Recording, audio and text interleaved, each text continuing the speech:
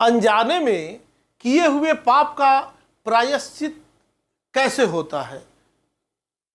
बहुत सुंदर प्रश्न है।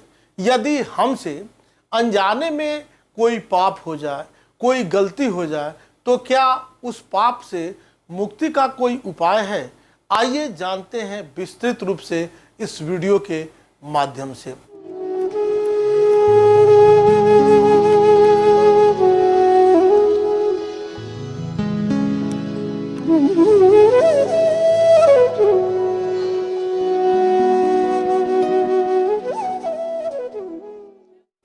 नमस्कार, मैं हूं डॉक्टर श्रीपति त्रिपाठी।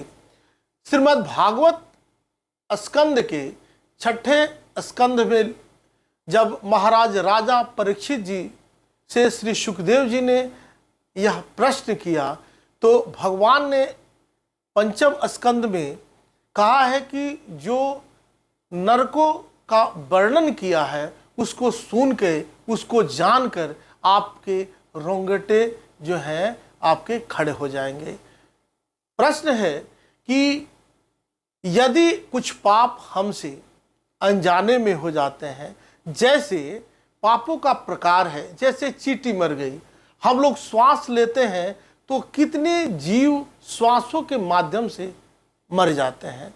भोजन बनाते समय लकड़ी जलाते हैं, उस लकड़ी में भी कितने जीव मर जाते हैं। और ऐसे कई पाप हैं जो अनजाने में हमसे हो जाते हैं। तो उस पाप से मुक्ति का क्या उपाय है?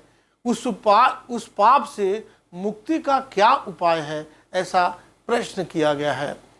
यह प्रश्न जो है आचार्य सुखदेव जी ने कहा है कि पाप से मुक्ति के लिए प्रतिदिन रोज हर एक व्यक्ति को 5 प्रकार के यज्ञ करने चाहिए।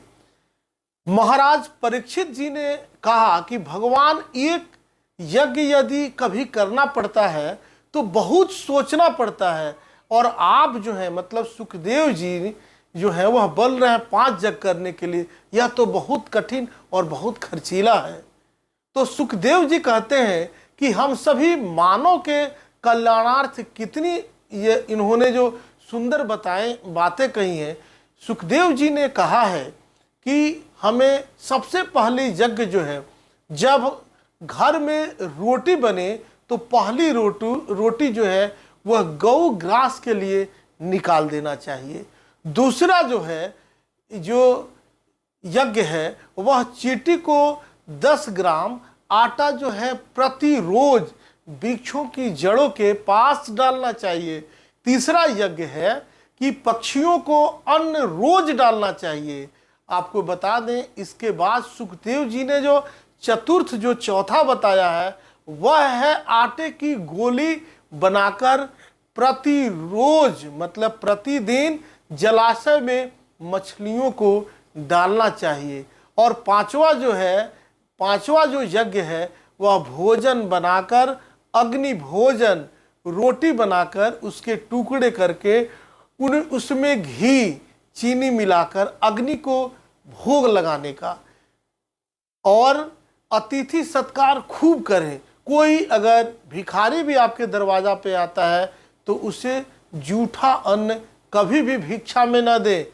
प्रयास करें कि उसे सुंदर और बेहतर भोजन कराएं। ऐसा करने से अनजाने में किए गए पाप से मुक्ति मिल जाती है। हमें उसका दोष नहीं लगता। उन पापों का फल हमें नहीं भुगतना पड़ता अगर यह सब करते हैं तो। फिर उन्होंने प्रश्न किया है कि भगवान, यदि गृहस्थ में रहकर ऐसा यज्ञ न हो पावे और कोई उपाय हो सकता है क्या? ये सुखदेव जी से प्रश्न किया गया है। तो सुखदेव जी ने बड़ा ही सुंदर जवाब दिया है। उन्होंने कहा है, कर्मणा कर्म निर्हारो न हयंतिक एष्यते अविद्वदधिकारिण्वात् प्रायश्चित्तम विमर्शनम। नरक से मुक्ति पाने के लिए हम प्रायश्चित करें। कोई व्यक्ति तपस्या के द्वारा प्रायश्चित करता है, कोई ब्रह्मचर्य पालन करके प्रायश्चित करता है, कोई व्यक्ति यम नियम आसन के द्वारा प्रायश्चित करता है, लेकिन मैं तो ऐसा मानता हूँ कि भगवान का जो है लिखा हुआ है, केचिद केवलया भक्त्या वासुदेव परायण, हरि नाम संकीर्तन से ही और अनजाने अनजाने में किए गए पाप जो हैं वह नष्ट करने की सामर्थ्य रखते हैं। इसलिए निश्चित रूप से भगवान का संकीर्तन करना चाहिए, इनके मंत्रों का जप करना चाहिए। श्वास श्वास पर कृष्ण भजी, वृथा श्वास जन खोए, न जाने या श्वास की आवन होए न होए। किसी को पता नहीं कि जो श्वास अंदर जा रही है वह लौटकर वापस आएगी कि नहीं।